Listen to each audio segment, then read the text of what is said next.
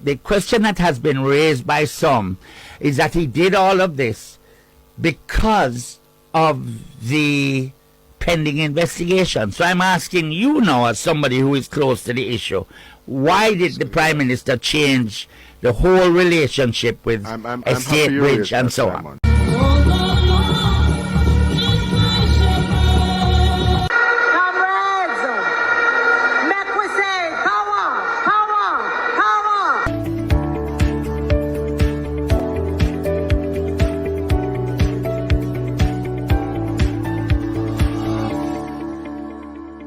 Hello, JPU family. Welcome to another episode of Jamaica Politics Uncovered. Today, I'm going to bring you a very heated debate that took place between Simon Crosskill and Marlon Morgan over the Prime Minister and the Integrity Commission. Mr. Marlon Morgan is a member of the Jamaica Labour Party's Communication Task Force.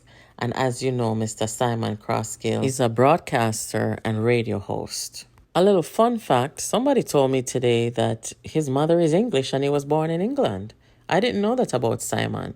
And we all know Simon from like way back in the day. Anyway, guys, I want you to listen to this exchange over the radio and I'll come back and discuss. And the question that has been raised by some is that he did all of this because of the pending investigation. So I'm asking you now, as somebody who is close to the issue, why did the Prime Minister change the whole relationship with Estate Bridge and so on? Yeah. I'm happy you raised that, because the Prime Minister is not a magician, nor does he have the gift of clairvoyance. So to be very clear with your listeners, the Prime Minister in October of 2022 transferred shares to his son Adam Holness and essentially would have divested himself of any interest in the company named Estate Bridge.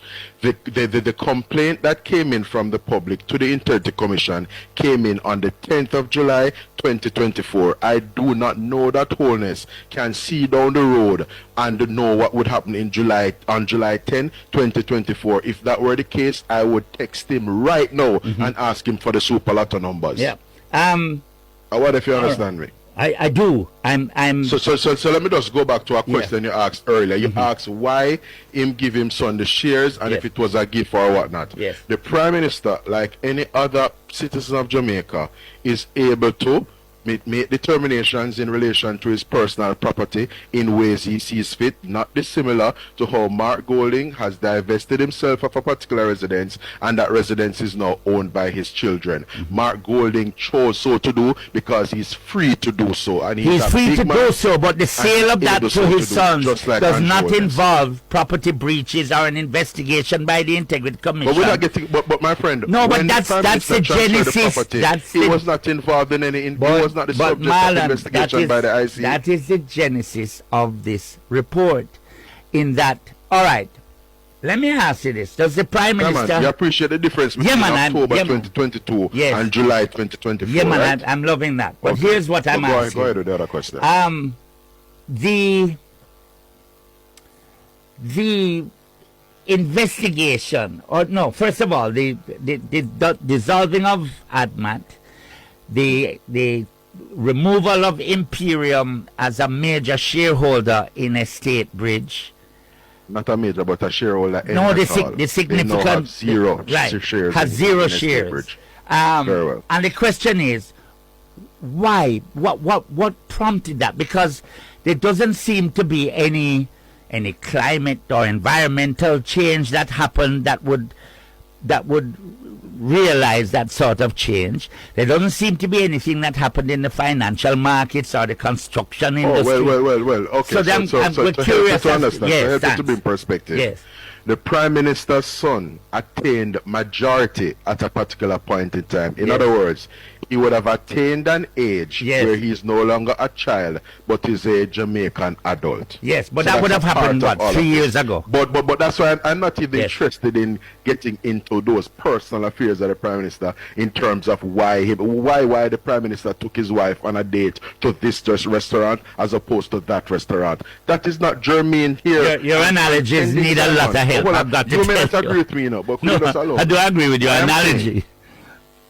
I'm saying Yes. what is germane here Yes. is that the Integrity Commission, Yes. by way of its Director of Information and Complaints, would have received a complaint. It would have been passed to Kevin Stevens, who is the Director of Investigations, and he would have received this July 10th thing, and he would have undertaken or commenced an investigation. Yes. And what we're saying in very simple terms is that the very subject of this investigation was breach of a permit for Yes. construction of Actually, townhouses and whatnot. I don't know if it's people being disingenuous, but you do know, as part of the investigation into his statutory declarations, the Prime Minister was asked specific questions about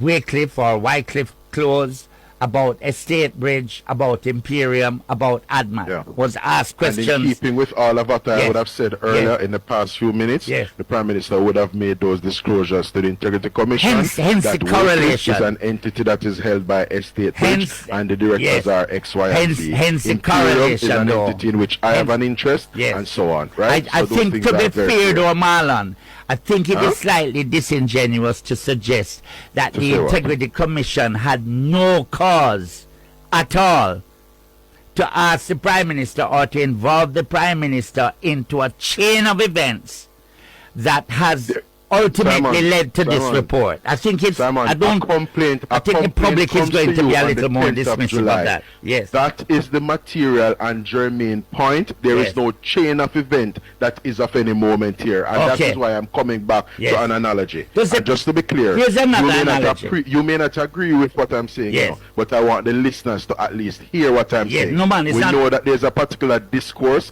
that pervades this space. Yes. When Ralston is on and everybody Oh, come on editorializes now, or you're whatever reaching, frank you're time. reaching, Just man. allow But- me a few seconds. No, to I'm say not in going to very allow clear you a terms few what seconds I am to. saying. I'm not going to allow you a few seconds to digress from the central point. I'm not digressing. Yeah, but then I am you're saying bringing the following. Ralston and Mark Golding and everybody, and really we're talking about No, the man, Integrity I'm Commission. done with Mark Golding and, is off no moment and the here, PM. man. I'm done with Mark Golding, Does the man. Prime Minister have any involvement with SSL? The Prime Minister has no involvement with SSL. Did the Prime Minister have an The Prime involvement? Minister had an interest in SSL in terms of an investment product. There you which he go. has liquidated, So there is an and he would have association. gotten the funds remitted. Yes. The funds that he had invested Yes. in SSL, Yes. that would have been liquidated Correct. and remitted to his Correct. account But- based on his But instructions. to suggest that the Prime Minister did not have an association with SSL would, one, be false, and two, be misleading. So when the question is put, I'm not debating association with you, you know. Oh. I'm debating what is germane and what is not No, germane. man, no, man. So the fact No, that the man, Spanish that's- were once the colonial administrators yes, I don't know of that that's Jamaica for us is to not determine. germane. Though. Yeah, I Yeah, don't. know. I think the public will decide what is germane. I think what we have We to know, man, address. but remember, so just to be clear, Yes. PNP listeners Yes. will determine that everything, Yes. including the fact that if Jamaica suffers a ratings upgrade Yes. or a downgrade at Standards and Poor's, Yes. nobody will report in the news the Spanish associated Caribbean island of Jamaica has suffered a ratings downgrade at Standards and Poor's. All right. God forbid. All right. Nobody will make that at any point. God forbid. And the reason why I'm coming back to the material point, just before Yes. we go to the newscast, Yes. is this. Yes. If you sold a car and that car being operated by its new owner breaks a red light and hits down somebody and God forbid kills that person, nobody would be concerned about Simon in the grand scheme of things. That would not be germane to the offense that was perpetrated by the driver of this motor vehicle. All right. The quote-unquote issue here were breaches in the construction of this townhouse up at Beverly Hills. The Prime Minister is not a person who is associated with the entity on July 10 or even prior to that, based on the complaint that came in from the public. That is what I'm arguing here. What is germane and what is not germane. I take your point, and I think the Integrity Commission and the KSMAC and the police need to talk to Norman Brown and the Prime Minister's son, as you hinted at earlier. But we have to leave it there. Thanks for talking to us, Marlon Morgan. Wow. Guys, let me know what you think in the comments about this conversation. My little 2 cents here. You know, the whole time Simon is talking, I want to take Simon and put on one orange shirt on him. Because we know the other gentleman, Marlon Morgan, is a member of the Jamaica Labour Party and their communication task force. But Simon is on the airwaves, and I think he's over at Power 106, I think. And, most people would say, okay, he's just doing his job or whatever. But you can hear it all over Simon. Simon is an advocate against the Prime Minister and for, Mark Golding. I mean, it is so clear. It is so clear. And this is the problem in Jamaica now, is that, you have these people in our media and things like that, and even if they have a political bias, they just are incapable of carrying out their job to their audience.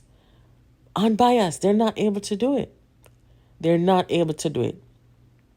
So that's just my take on it. I mean, the gentleman handled himself pretty well, and he made some very good points. The points that I took away from what he said in response to these questions from Simon is Mark Golding did the very same thing, divesting to his children.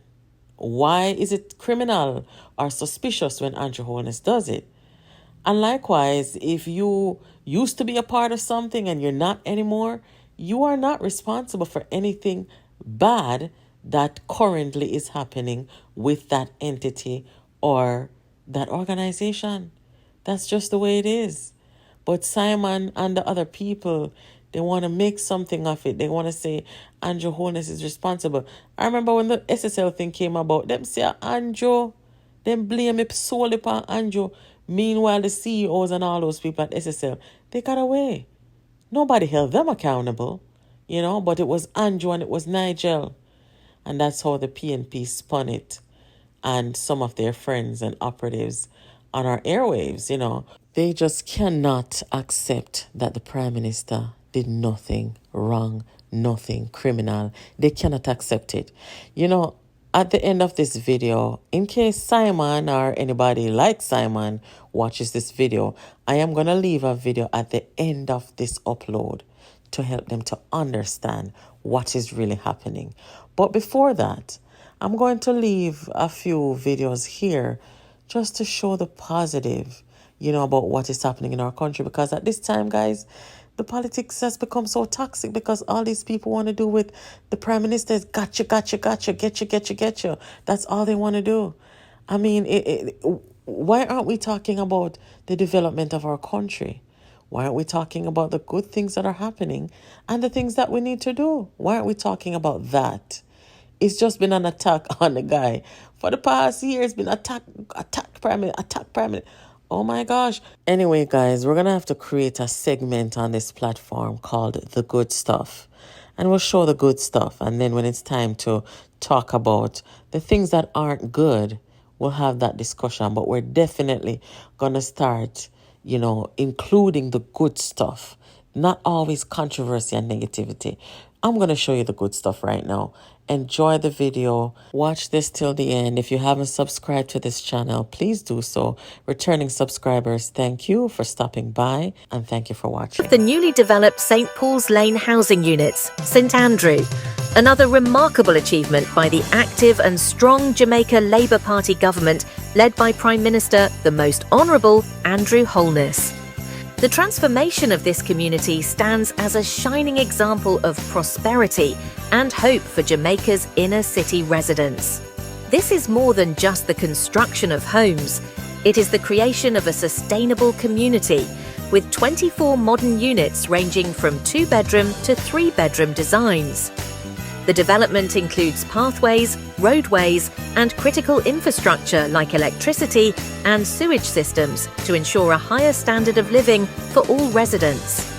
Residents can enjoy safe recreational spaces with swings, benches, and open areas for families to relax, children to play, and everyone to breathe fresh air. Thoughtful touches like these create not just homes, but a sense of community and belonging. The transformation doesn't stop here. Plans are already in motion for a Golden Age home and an infant school to serve the community's future needs. This is the work of an active government, a government that prioritises the well-being of its people. Prime Minister Holness has shown his dedication to uplifting communities like St Paul's Lane, ensuring a better quality of life for all Jamaicans. With initiatives like these, the active and strong Jamaica Labour Party government continues to deliver on its promise of transformation, making Jamaica a better place for generations to come. My living condition was very difficult, so at times I was so embarrassed.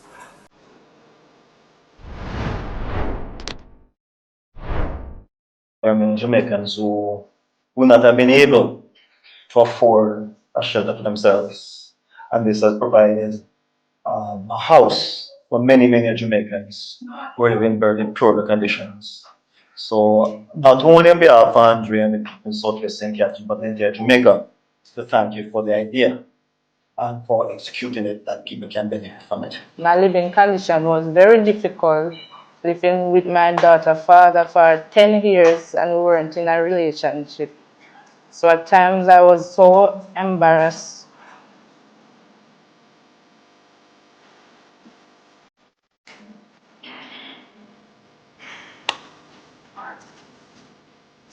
When he would say to me that I should find somewhere,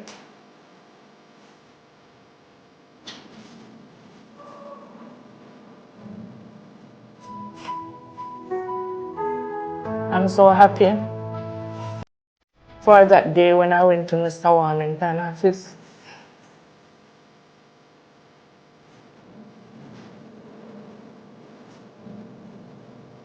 So tell us what you're going to do with your new house. Well, I'm so happy that I'm going to have a wonderful Christmas with my 2 kids and my grandkids. You're going to put up some Christmas lights. Yeah. So, Well, look, we're very pleased that we're able to facilitate a transformation in your life, and especially in time for Christmas.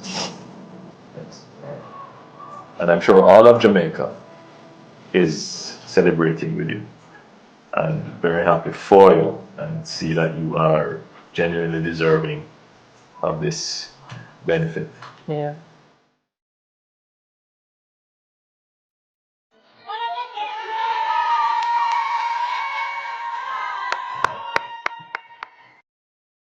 Is like this right across Jamaica. It's difficult to estimate the number, but every 10 years or so we do a survey when we do the census. We have just finished the census, the data is now being compiled, so we'll get a better sense of what the state of Jamaica's housing stock is. We estimate, however, roughly that there are about 6,000 households right across Jamaica. And these households are usually no-income households, meaning that the persons who live there are not working. And because they are not working, they don't have income, you would not expect them to be able to purchase a home or afford a mortgage for a home. So truly, that family, that household will probably never be able to acquire proper housing, unless, of course, let's say a family member got a good education, got a job, or through some other means acquired some amount of wealth and was able to acquire proper housing. And that is not going to be the likely situation. And so it is important that government has a program to intervene in this, to break this cycle of shelter poverty. And that program is a new social housing program. The intention is to build 6,000 units or more to ensure that the persons who are living in the worst of the worst shelter conditions can have an opportunity to break the intergenerational cycle of housing poverty. And we have intervened in one such family. We have intervened now in over 300 families. And this is the result. So we have moved this family from shelter poverty to shelter prosperity. It is an amazing feeling, and especially to be able to do it at Christmas. Yes, and I would really love to be able to do it for many, many more families. But you can imagine that we are on a learning curve. We are now 3 years in, and I think we have refined the procedures, and the next step now is to scale it up. So we are increasing the budget next year.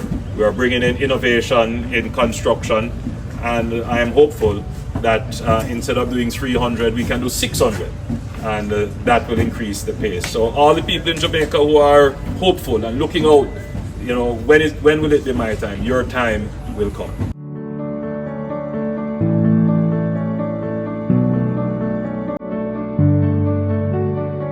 Hold on.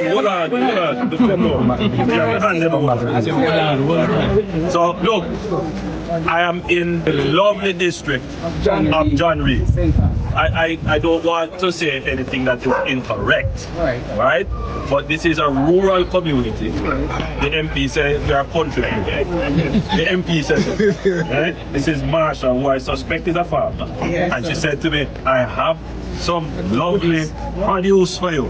So these are some lovely table tomatoes. Nice, you see how them big? All right. I'm not giving it to the MP, I'm just asking to hold it. And this is for Juliet. Sorrel. All right. One bag of sorrel. And by the way, before them look. Nice. So I am sure you hear that I like ginger beer. All right. So this look like it just take. Yeah. Nice. I see what you're looking at them. All right.